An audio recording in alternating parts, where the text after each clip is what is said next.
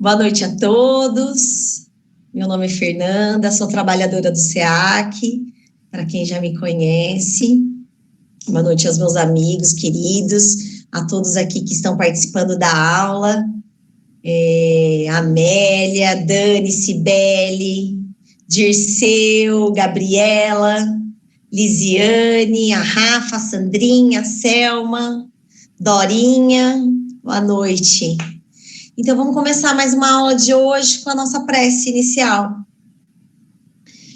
Então, vamos agradecer a Deus, nosso Pai, nosso Mestre Jesus, por mais essa oportunidade de aprendizado, que a espiritualidade possa nos envolver, nos intuir, nos guiar nessa noite de hoje, a qual tiramos essa 1 hora e pouquinho para estudar, para aprender, para discernir a palavra do Livro dos Espíritos, agradecendo todos esses médiuns, Allan Kardec, toda a espiritualidade que fez essa obra, que tanto nos ajuda, nos instrui.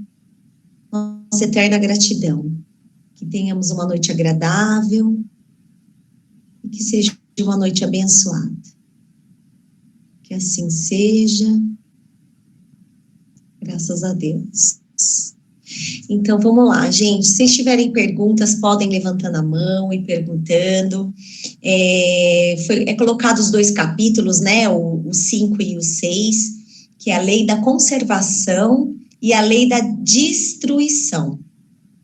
E eles têm alguns itens importantes, bacanas, né? Como sempre, o livro inteiro de Allan Kardec é bem polêmico, porque trata de assuntos bem específicos e coisas do nosso cotidiano, do nosso dia a dia. Mas vão tirando dúvida, o que a gente puder ir conversando, a gente vai trocando ideia e conversando sobre esses temas, tá bom? Então, no capítulo 4 da Lei de Conservação, nós vamos tratar aqui instinto de conservação, meios de conservação, gozo dos bens terrenos, o necessário e o supérfluo, privações voluntárias e mortificações. E no capítulo 5 da Lei de Destruição, nós vamos falar aí destruição necessária e destruição abusiva, flagelos e destruidores, guerras, assassino, crueldade, duelo e pena de morte, tá? Como eu falei, sempre temas polêmicos, né? Então, vamos lá. Na lei da conservação, fui fazendo os resumos das perguntas e respostas que Kardec elaborou, né, para a espiritualidade, para os espíritos, né? Vocês sabem que essas questões, elas vieram do mundo inteiro, porque foram médiuns do mundo inteiro que responderam essas questões. Porque uma das teorias de Kardec é que a verdade, para ela ser, para ser realmente verdade, para ser plena, ou que todos esses requisitos, justamente era juntar essas respostas. Então, era isso que ele fazia, ele e a esposa dele, ficava lendo muitas cartas, eram milhões de cartas que eles liam para responder cada questão. Então, ele mandava essas questões para médiuns do mundo inteiro e esperava as respostas, tá?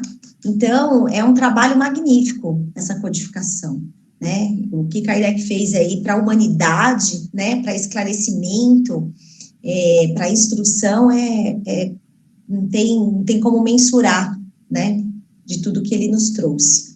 Mas da lei da conservação, ele diz o seguinte: todos nós possuímos a lei de conservação, pois todos nós possuímos um grau de inteligência, uns mecânico e outros puramente racionais. Todos os seres colaboram para a providência divina. E ao vivermos, a gente vive e depois a gente se aperfeiçoa. Na verdade, a vida já é uma grande escola, né? Então, a gente veio realmente para aprender.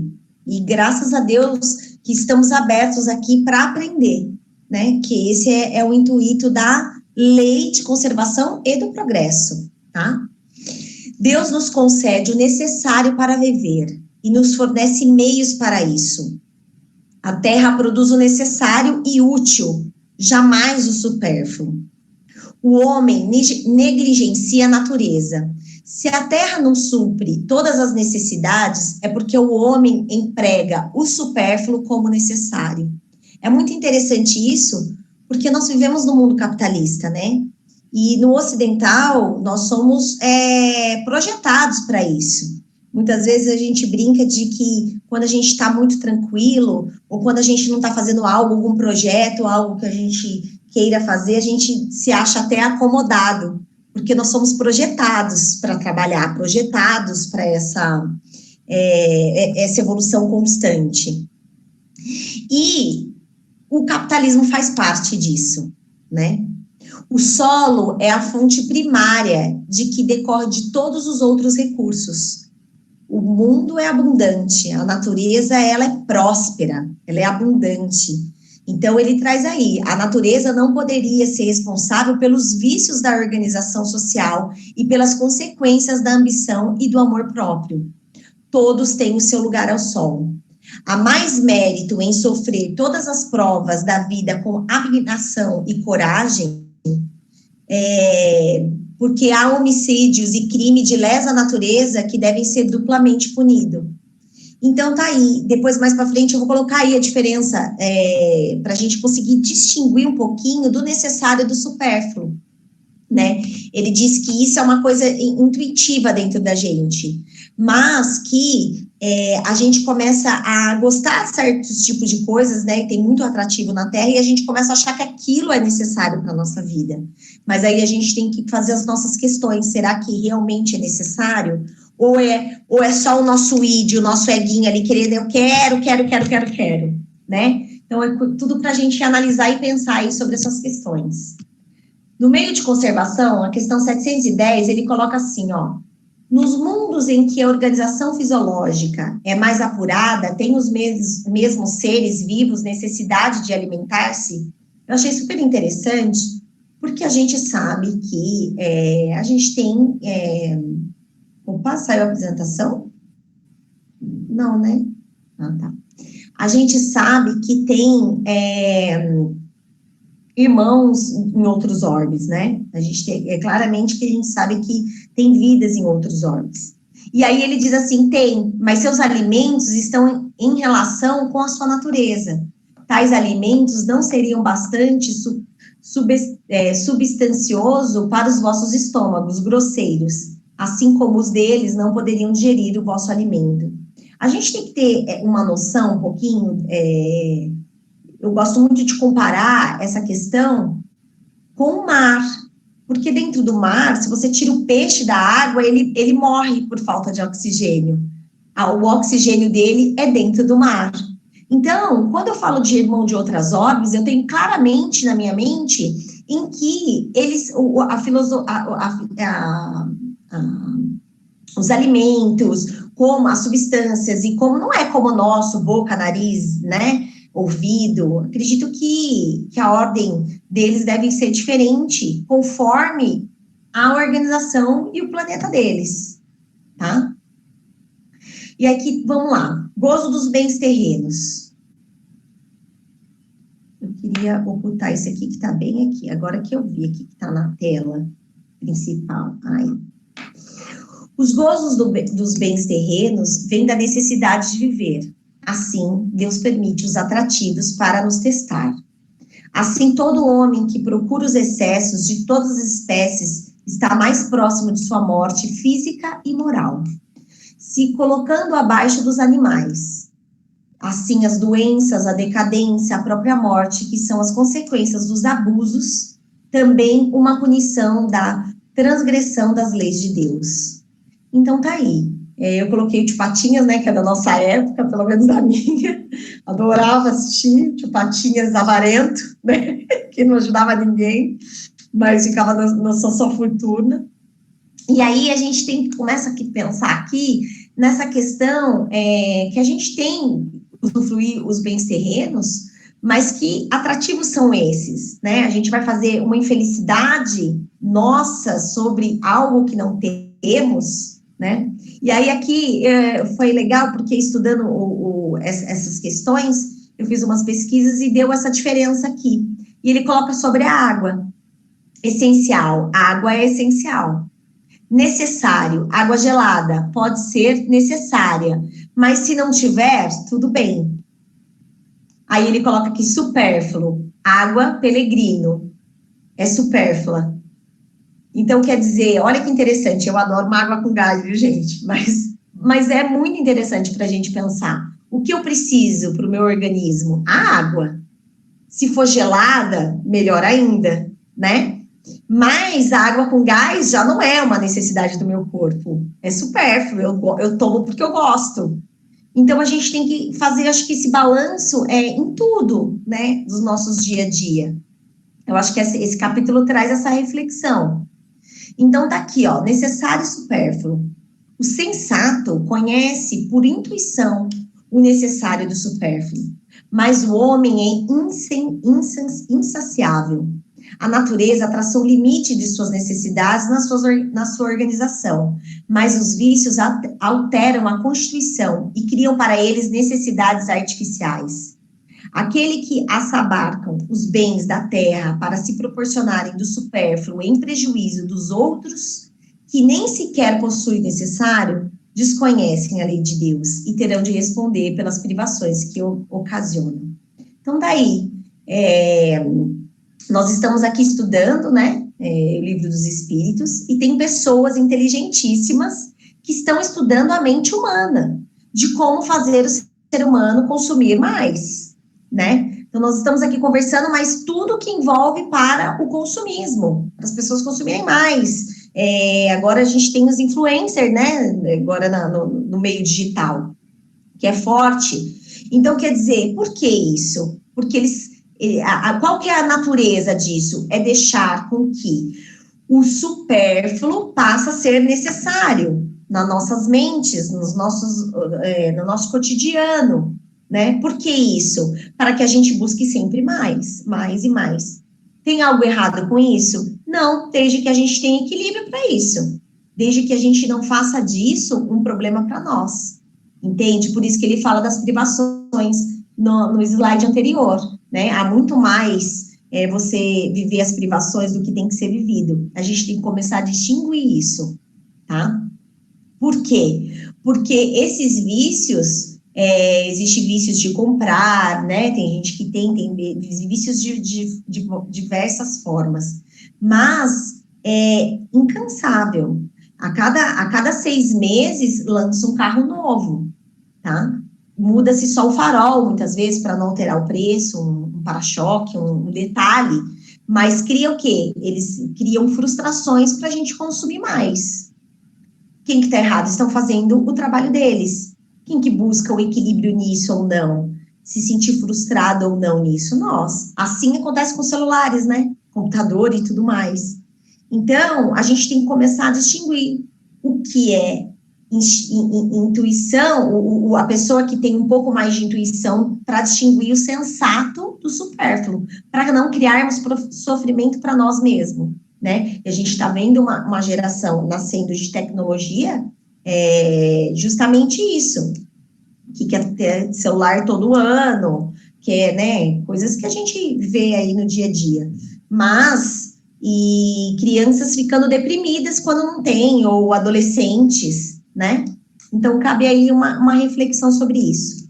E aí, quando ele fala das privações, daquelas pessoas que fazem prejuízos a outros, que nem o necessário tem, desconhecem a lei de Deus, a gente pode ter um exemplo aí na nossa política, né?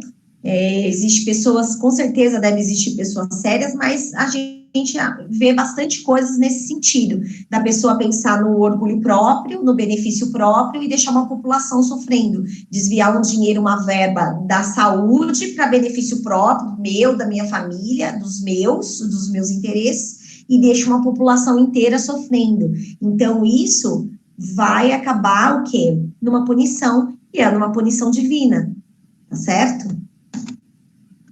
Então, privações voluntárias e mortificações. A lei da conservação obriga-nos a prover a necessidade do corpo.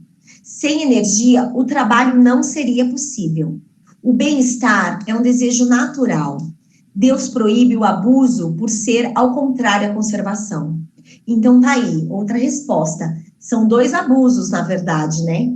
Tanto o abuso de trabalhar demais, quanto o abuso de descansar demais, né? Então, mais uma vez aqui, ele vai nos trazer outra reflexão para o caminho do meio, para o equilíbrio, né? A gente precisa das obrigações para promover energia para o trabalho, né? E a gente viu sobre a lei do trabalho na apresentação da aula passada, que falava justamente sobre isso. Mas qualquer abuso que seja contrário à conservação já é contrário às leis divinas, tá?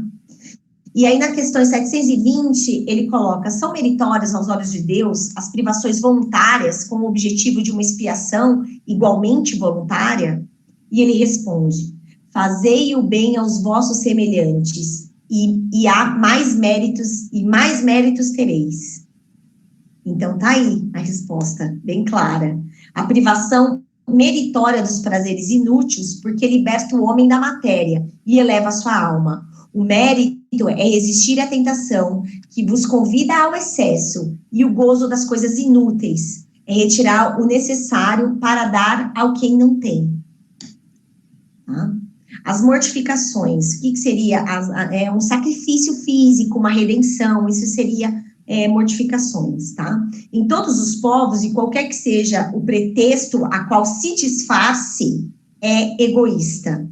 Privações do trabalho pelos outros é a verdadeira mortificação, de acordo com a qualidade cristã. Então, a gente tem que analisar também esses sacrifícios e essas mortificações. Vai fazer bem só para mim?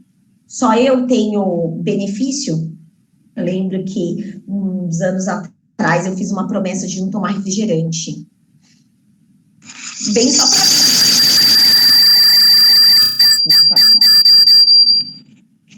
Parou? Parou, né? E aí, o que aconteceu? Esse mérito seria só para... É uma mortificação egoísta, que seria só para mim, né? Um mérito para mim. Mas o que há mais mérito são mortificações em prol do próximo. É isso que ele coloca aqui. E eu adoro essa frase de Dalai Lama, que ele fala o seguinte: os homens perdem a saúde para juntar dinheiro, depois perdem o dinheiro para recuperar a saúde. E por pensarem ansiosamente no futuro, esquecem do presente, de forma que acabam por não viver nem no presente nem no futuro. Vivem como se nunca fossem morrer e morrem como se nunca tivessem vivido. É muito sábia, e eu gosto muito dessa frase. E ela é muito, muito sábia e muito atual, porque a gente vê isso, né, nitidamente no nosso cotidiano, no nosso dia a dia. E aí ele continua, e aqui é uma questão legal, que eu até coloquei as questões de pergunta e resposta, porque são perguntas que a gente sempre tem dúvida, né, sobre isso, e vai esclarecer bastante para nós. Então, na questão 723, ele pergunta da alimentação animal, com relação ao homem, é contrária à lei da natureza? Ele pergunta. E os espíritos respondem: dada a vossa constituição física, a carne alimenta a carne. Do contrário, debilitar-se o homem. A lei de conservação lhe prescreve, como um dever, que mantenha suas forças e suas saúde do trabalho. O homem deve, pois, alimentar-se de acordo com a exigência do seu organismo. Então, a gente tem que respeitar o nosso corpo, o nosso organismo. Eu lembro que teve uma época que Chico parou de comer carne. Ficou uns anos sem comer carne. Só que ele começou a ficar muito fraco. Vocês sabem que ele trabalhava num emprego fixo de manhã até às 5, 6 horas da tarde. Sentava, diz que tomava um café, sentava 6:30 da tarde na mesa mediúnica, isso é 3, 4, 5 horas da manhã, né? E aí, Emmanuel apareceu para ele e falou: Chico, você vai ter que voltar a comer nossos irmãozinhos, porque você está ficando muito fraco. E ele tinha vários problemas de saúde. Então, eu acho que a gente tem que respeitar o nosso organismo. E aí, na 724, ele pergunta: será meritório abster-se o homem da alimentação animal ou de qualquer outra por expiação? E ele responde, os espíritos respondem: sim, Se praticar essa privação em benefício dos outros, aos olhos de Deus, porém, só há modificação se houver privação séria e útil. Por isso é que qualificamos de hipócritas o que apenas aparentemente se privam de alguma coisa. Então, tá aí. Se a gente conseguisse ficar e não tiver necessidade do corpo e ajudar os nossos irmãozinhos menores, é muito meritório, né? Agora, não dá para fazer nada aparente, porque tudo que vale, né? O livro inteiro dos espíritos, praticamente, ele fala muito da intenção. Qual é a intenção? É realmente ajudar? É realmente se melhorar? Ou às vezes é só de falar que eu sou melhor por não ingerir, né, certo tipo de alimento. Então, é uma reflexão aqui para nós também. E aí, na 725, ele coloca, se deve pensar das mutilações operadas no corpo do homem ou dos animais? E eles respondem, a que propósito semelhante questão? Ainda uma vez, adquiri sempre vós mesmos, se é útil aquilo que deve ser porventura se trate. A Deus não pode agradar o que seja inútil, e o que for nocivo lhe será sempre desagradável, porque fica sabendo Deus só é sensível aos sentimentos que elevam para ele a alma, obedecendo-lhe a lei e não o violando, e que podereis forrar-vos ao jugo da vossa matéria terrena. Tá aí, outra resposta sobre as mutilações, para a gente refletir sobre isso. E aí eles continuam, na questão 726. Visto que o sofrimento deste mundo nos eleva, aqui é um outro tema que ele vai indo, né? Que a ideia é que acho que ele vai ter uns insights, ele falou, vou fazer outra pergunta aqui, tá? E eu achei muito bacana. Visto que os sofrimentos desse mundo nos elevam, e o suportarmos devidamente, dá-se também, nos elevam os que nós mesmos nos criamos? E aí eles respondem, os sofrimentos naturais são os únicos que nos elevam, porque vêm de Deus. Os sofrimentos voluntários de nada servem, quando não concorrem para o bem de outrem. Supõe-se que se adiantam no caminho do progresso o que se abreviam a vida, mediante rigores sobre-humanos, como fazem os bonzos, os fraqueires e outros fanáticos de muita seita.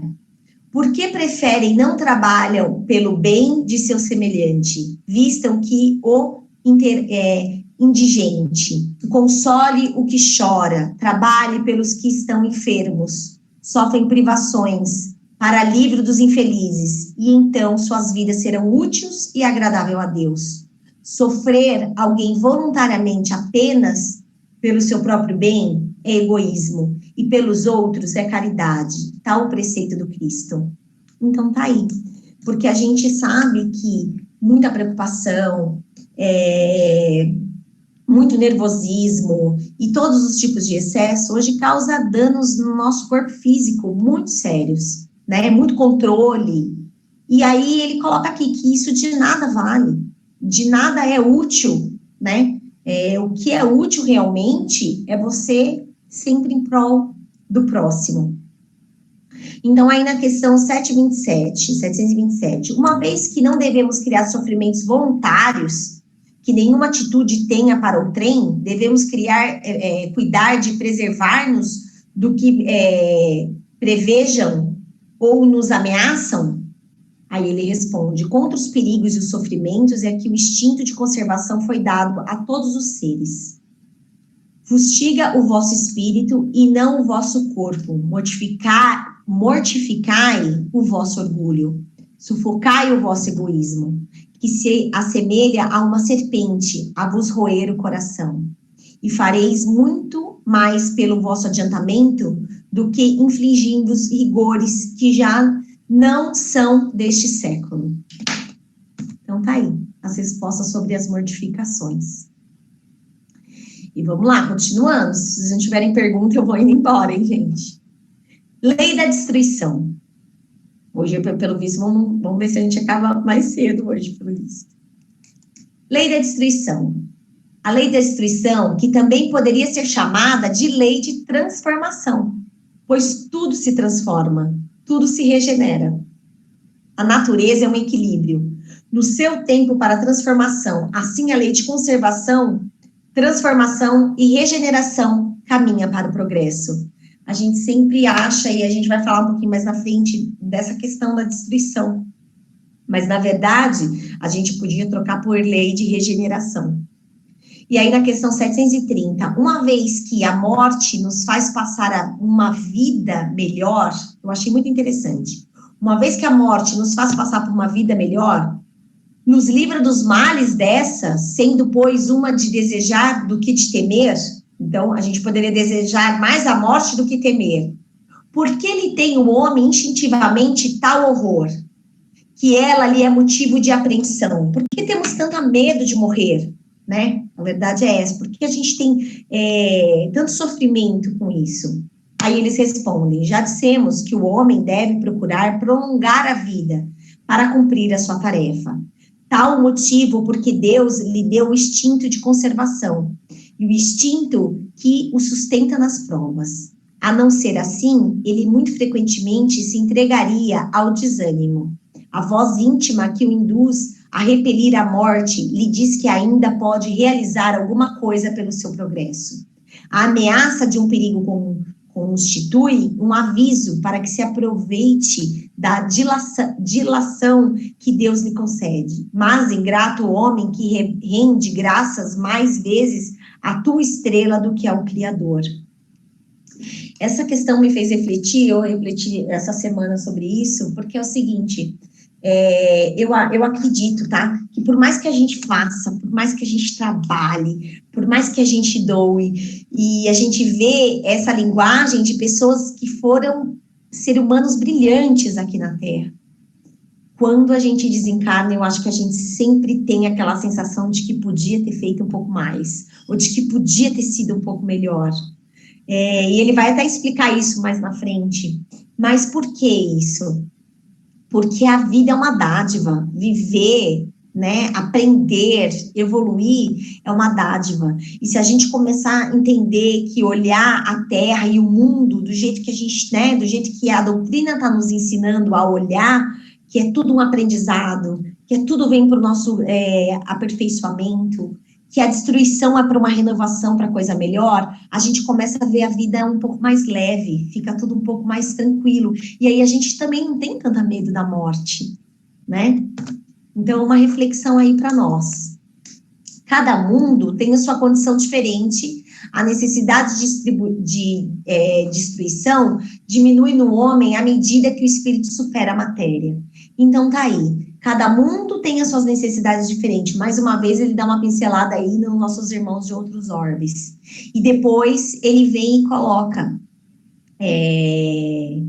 que o espírito, ele tem que superar a matéria. Eu acho que o nosso maior desafio na Terra é essa. É vir como matéria, ser matéria, mas deixar o nosso espírito, a nossa alma, elevar-se à matéria. Eu acho que tá aí, né, um outro ponto de reflexão para nós.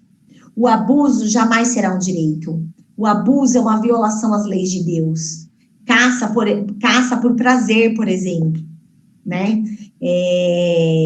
Vou caçar por benefício próprio, por prazer, a natureza. Os animais não destroem mais do que necessitam. O homem destrói sem necessidade e prestará conta dos abusos da liberdade, cedendo aos seus maus instintos.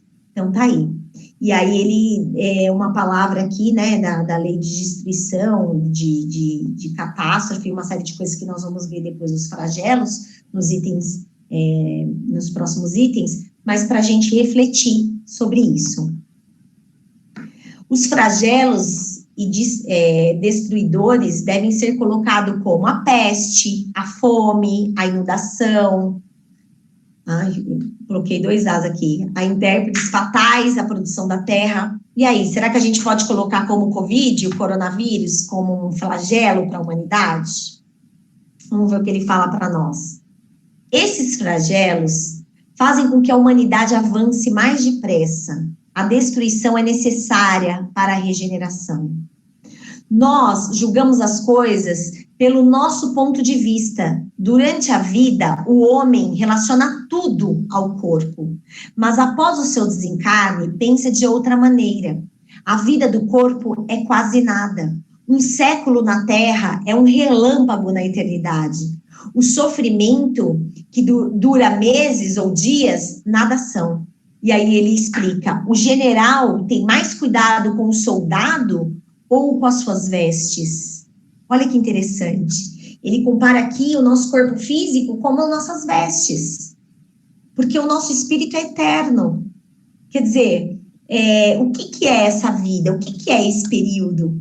Eu acho que quando a gente chegar no plano espiritual, nós vamos falar, nossa, nós vivemos esse período na Terra. Eu acho que vai ser muito interessante falar, nossa, a gente viveu esse período de Covid na Terra, né? Assim como Eurípides viveu e desencarnou com a gripe espanhola no período dele. E foi grandioso, um médium maravilhoso, e trouxe livros e ensinamentos para nós, ele não deixou de cumprir, né, a vida dele terrena aqui, as obras que ele veio trazer. Mas é algo para a gente refletir sobre isso, sobre o que nós estamos vivendo hoje na Terra. É uma regeneração. Eu vejo assim, cada irmãozinho, e a gente está vendo muita gente desencarnando, mas eu penso assim, poxa, pessoas muito boas que a gente conhece que está desencarnando, e é uma coisa que a gente pede prece, né, aos enfermos, e cura, né, que Jesus os cure. Mas eu penso assim, poxa, essa semana eu lembrei que a minha tia desencarnou agora em dezembro, né? E é uma tia muito querida, que me faz muita falta. E aí, ao mesmo tempo que eu fico triste, me dá aquele alívio de saber que ela não tá mais nessa batalha terrena também, de pagar conta, de ficar correndo atrás de bens materiais, de coisas que a gente gasta tanto tempo, e eu sabia que era tão difícil algumas coisas para ela. E aí me veio aquele alívio também, porque eu falei, nossa, lá os trabalhos são outros, os trabalhos não são esse material nosso aqui. E aí a gente tem que começar a refletir sobre isso, porque a gente sabe que a equipe espiritual está recebendo com todo o amor, né, essas pessoas, e que a missão delas estão sendo cumpridas, e que graças a Deus esse fardo aqui, que é essa veste do soldado, só vai ficar isso, porque perante a eternidade isso aqui é um piscar de olhos. Então ele coloca aqui, Deus nos dá a oportunidade da humanidade melhorar-se, sem flagelos, sem a destruição, progredindo através do conhecimento, do bem e do mal, e é o homem que não aproveita. Então, a gente tem a oportunidade de se melhorar, sem precisar desses flagelos. A gente tem sempre essa oportunidade de aprender, de ser melhor, de ser mais humilde, de observar os nossos defeitos. A gente tem isso, essa oportunidade. Eu acho que é o que a gente tem mais de valioso. É o ouro nas nossas mãos, na verdade.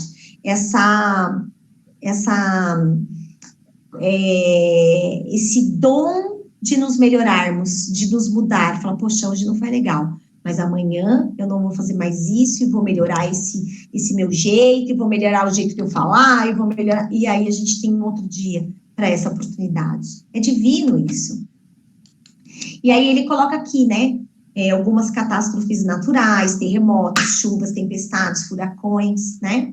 Se pudéssemos nos elevar de uma única maneira, tão única, exercitar com inteligência, de mostrarmos paciência e resignação ante a vontade de Deus, ao mesmo tempo, desenvolver o sentimento de abnegação, de desinteresse e de amor ao próximo. Se não fôssemos dominados pelo egoísmo, esses flagelos tão terríveis não passariam mais do que tempestades passageiras no destino do mundo. Então, eu vejo muitas modificações no planeta. Eu vejo, sabe, hoje eu fui tomar vacina hoje, e eu vejo os profissionais da saúde, as pessoas mais simpáticas, mais amorosas. Eu vejo pessoas trabalhando mais para cesta básica, para ajudar as outras pessoas que necessitam. Eu vejo as pessoas fazendo mais preces, acreditando mais em Deus, falando mais em Deus. Eu vejo essa modificação. E que eu vejo com meus olhos com uma lente bem pequena, que é uma lente bem humana. Eu acredito que esses flagelos realmente veio para transformação. É isso que veio trazer para nós. tá? E é uma oportunidade estarmos aqui, é uma oportunidade de podemos fazer prece, ajudar, ou falar uma palavra, enxugar uma lágrima, né? É uma oportunidade para nós, e a gente está vivendo isso com os nossos familiares, com pessoas próximas, nossas que estão doentes também, às vezes não Covid, mas com outros, né? Hoje, acho que quase minha família inteira em São Paulo já pegou a Covid. Hoje eu recebi já a notícia que uma tia minha está. E aí é prece. O que nós vamos fazer nesse momento? Prece, confiar, ter fé, acreditar, né? De que Deus é bom e que ela vai passar por isso, sim. Tem uma frase que eu gosto muito, que é: a doença não é a dama de companhia da morte. A gente tem que desvincular isso, né? A doença nos traz uma reflexão. E acho que é isso que a gente está vivendo nesse momento. Então, vamos continuar nosso item. Guerras. A guerra é causada pela predominância da natureza animal sobre a espiritualidade e satisfação das paixões, dando direito ao mais forte. À medida que o homem progride, ela se torna menos frequente. Então, tá aí. A 743, ele continua: da face da terra, algum dia a guerra desaparecerá? E eles respondem: sim, quando os homens compreenderem a justiça e praticarem a lei de Deus. Nessa época, todos os povos serão irmãos. Olha que coisa linda. A guerra um dia vai cessar. Que objetiva providência tornou-se necessária a guerra? Ele respondeu: a liberdade e o progresso. Subjugação temporária, para pressionar os povos, a fim de fazê-la progredir mais depressa. Então, se tudo funciona para a providência divina e nenhuma folha da árvore cai sem a vontade de Deus, Deus não fez a guerra, foi os homens, mas ele lhe deu o livre-arbítrio, né? Era uma questão que eu sempre questionei muito. Nossa, por que Deus permite isso? Por que Deus permite? Porque Deus permite o livre-arbítrio, certo? E aí, mas de tudo, Deus tira uma providência. Olha que interessante. De tudo sai uma lei de progresso. De tudo sai algo a mais para nos progredir, para a humanidade aprender. E aí, na 745, ele coloca que se deve pensar daquele que suscita a guerra para proveito seu. E eles respondem: grande culpado é esse, e muitas existências lhe serão necessárias para espiar todos os assassinos que haja sido a sua causa. Por quanto responderá por todos os homens, cuja morte tenha causado para satisfazer a sua ambição. Daí, triste realidade, porque estão causando e plantando a própria expiação, né? Eu gosto de uma palestra do Haroldo, adoro o Haroldo Dutra, acompanho ele, e ele fala o seguinte: enquanto nós estamos aqui estudando e falando de evangelho e conversando, tem gente nesse momento implantando expiação para elas. Tem gente nesse momento aqui agora criando expiações para ser colhidas. Então, tem gente plantando bem e tentando aprender e se melhorar, e tem gente implantando expiações. Então, é isso, é o livre-arbítrio, né? E aí, continuando nessa mesma linha, a gente vai falar de guerras, assassinos, e duelo e pena de morte. Então, assassino. É crime aos olhos de Deus o assassino? Resposta: grande crime, pois que aquele que tira a vida ao seu semelhante corta o fio de uma existência de expiação ou de uma missão. Aí é que está o mal. Deus julga mais a intenção do que o fato. Se pudéssemos prescrever a nossa vida sem atentar contra o agressor, é o que devemos fazer. Crime é crime aos olhos de Deus. Espíritos inteligentes, superiores, podem ser mal. Aquele que muito viveu sem se melhorar. Tá aí. Existe espíritos inteligentíssimos, que já viveu muitas vidas, tem muita inteligência, mas ele ainda é um espírito mau. Olha que interessante. E ele é duplamente culpado aí, né, na questão de assassinato, a questão de, porque Jesus veio e nos trouxe os aprendizados, né, se alguém bater na direita, não faça direita, dá-lhe de esquerda. E aí tá aí, pra gente refletir. Então, o melhor é você preservar a sua vida sem agredir contra o agressor. Crueldade. Pode-se, 752, pode-se aligar o sentimento de crueldade ao instinto de destruição? Resposta: é o instinto de destruição no que tem de pior. Portanto, se algumas vezes a destruição constitui uma necessidade, com a crueldade jamais se dá o mesmo. Ela resulta sempre de uma natureza má. Entre os povos primitivos, a matéria subjuga o espírito. Entre os espíritos mais adiantados, podem encarnar espíritos de uma ordem inferior, muito atrasado, com a esperança de também se adiantarem. A humanidade progride esses homens, dominados pelo instinto do mal, que se encontram deslocados entre os homens de bem. Desaparecerão pouco a pouco, mas renascerão em outro ovoltório. Pois bem, só depois de muitas gerações é que o aperfeiçoamento se torna completo. Então, tá aqui, né? Se a destruição para regeneração é necessária, a crueldade jamais será, né? E hoje, trazendo para os dias de hoje, a gente ainda vê, né, crueldades, bem poucas, graças a Deus, mas coisas da gente refletir de pequenos atos, de pequenas coisas que a gente falou, inclusive, na aula passada, que o duelo hoje é diferente do duelo de antes, né? Hoje a gente duela, a gente vai duelar com alguém no trabalho para competir um cargo, tá entendendo? Por orgulho. A gente tem que analisar, pensar um pouquinho sobre isso.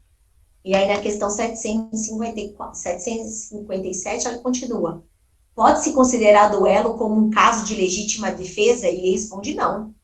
É um assassino e um costume absurdo, digno dos bárbaros, com uma civilização mais adiantada e mais moral. O homem compreenderá que o duelo é tão ridículo quanto os combates que outrora se consideram como o juízo de Deus. O duelo é um suicídio, deliberando contra a vida de seu semelhante, expondo inutilmente sem proveito de ninguém. O ponto de honra é o orgulho e da vaidade, duas chagas da humanidade. O verdadeiro campo de honra está acima das paixões terrenas. Há mais grandeza e honra quando se reconhece o culpado, quando se erra, ou em se perdoar, quando se tem razão. Olha que interessante. Tá aí. Então, a honra está, não é em cima da nossa vaidade, do nosso orgulho, ou dizer que estamos certos ou errados, ou uma série de coisas, está em cima de reconhecer quando nós não estamos certos. E saber perdoar, mesmo sabendo quando tínhamos razão. Olha que interessante. Tá aí. Porque Jesus veio mudar tudo isso, né? No Novo Testamento, Jesus veio trazer a paz. Ele mudou completamente isso, né? Ele veio trazer o perdão 70 vezes 7, ele veio trazer o amor ao próximo, ele veio trazer a paz de espírito, né? Então, tá aí a resposta. E finalizando a pena de morte. Questão 760. Desaparecerá algum dia da legislação humana a pena de morte? Resposta. Incontestavelmente desaparecerá. E sua supressão assinalará um progresso da humanidade. Quando os homens estiverem mais esclarecidos, a pena de morte se completamente abolida da terra. Não mais precisarão os homens de ser julgados pelos homens. Refiro-me a uma época ainda muito distante de vós. Sem dúvida, o progresso social ainda muito deixa a desejar, mas seria injusto para com a sociedade moderna quem não vivesse um progresso nas restrições postas à pena de morte. no seio dos povos mais adiantados, a natureza dos crimes, a que sua aplicação se acha ilimitada. Se compararmos as garantias de que, entre esses mesmos povos, a justiça procura cercar o acusado, a humanidade de que se usa para com ele, mesmo quando reconhece o culpado, com que se praticava em tempos que ainda não vão muito longe e não poderão negar o avanço do gênero à humanidade na senda do progresso. Somente a lei de Deus são eternas. As leis dos homens se modificam com o progresso até que um dia sejam colocados à harmonia de Deus.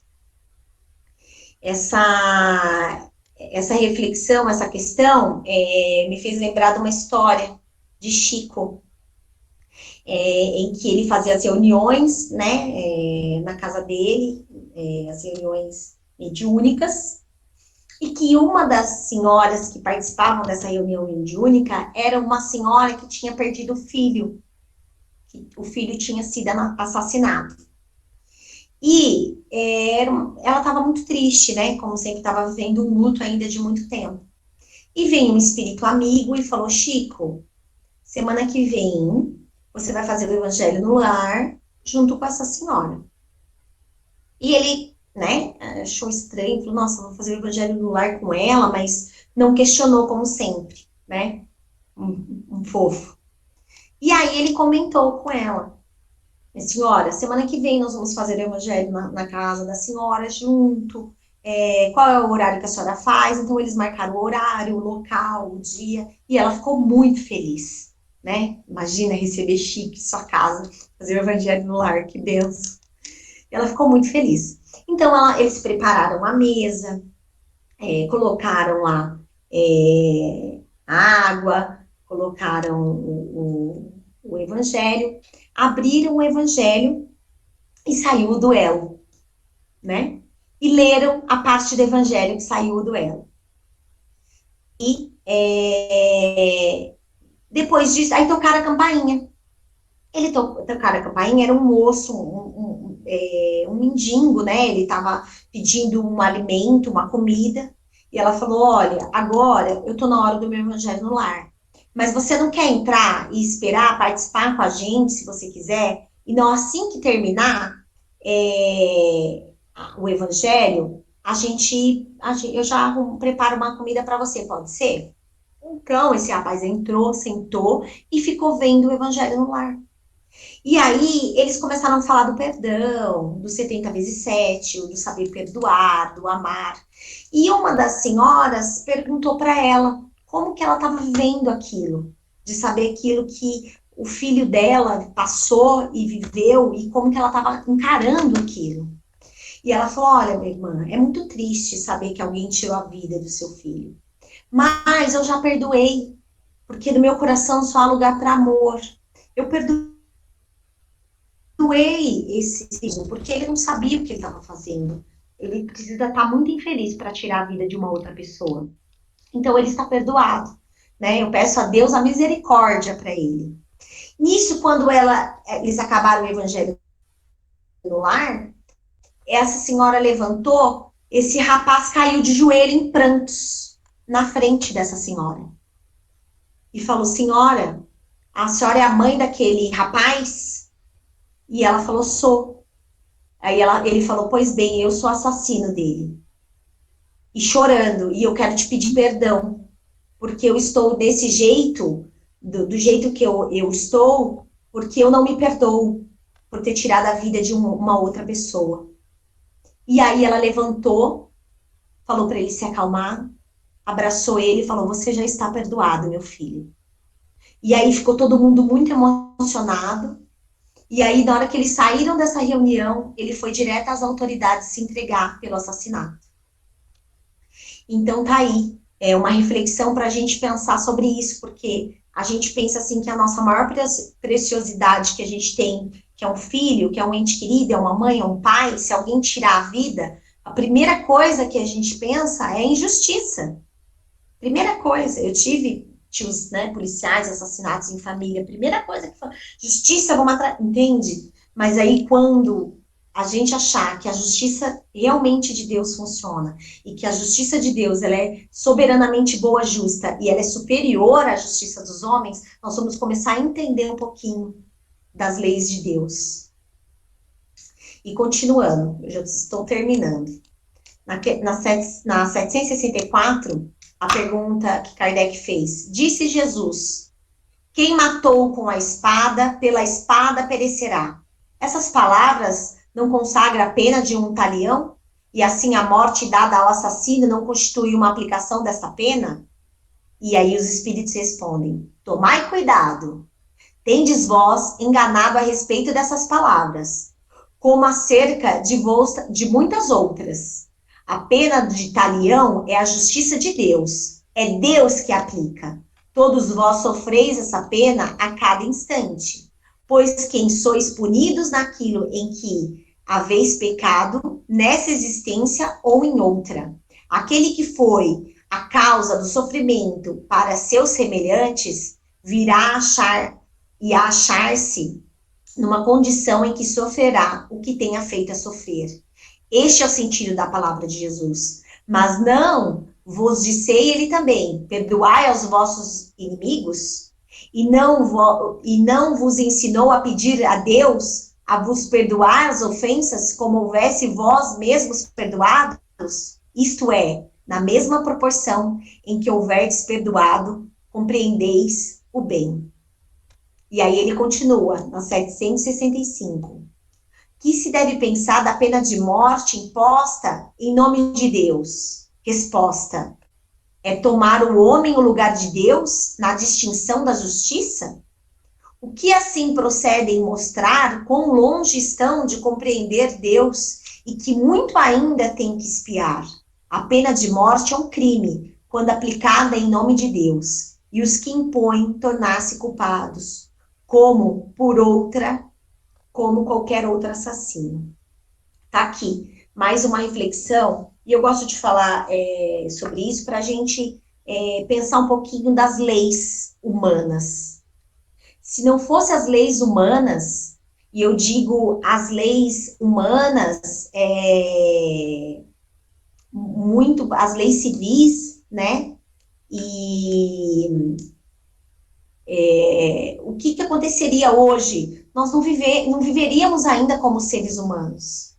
A gente iria buscar ainda justiça pelas próprias mãos. As leis criminais, elas estão aí, não a pena de morte, mas as leis criminais, elas servem para que a organização, para que nós, seres humanos, conseguisse progredir para isso. E haverá um tempo em que as leis morais vai superar as leis humanas, né? E a gente aguarda ansiosamente. Talvez no plano espiritual estaremos, mas por que isso? Porque as leis criminais, elas servem para que a humanidade tenha uma direção, né? Não queira fazer justiça com as próprias mãos. É aí que tá. Porque lembrando que no globo, neste planeta, né, conforme as outras aulas, a gente tem diversos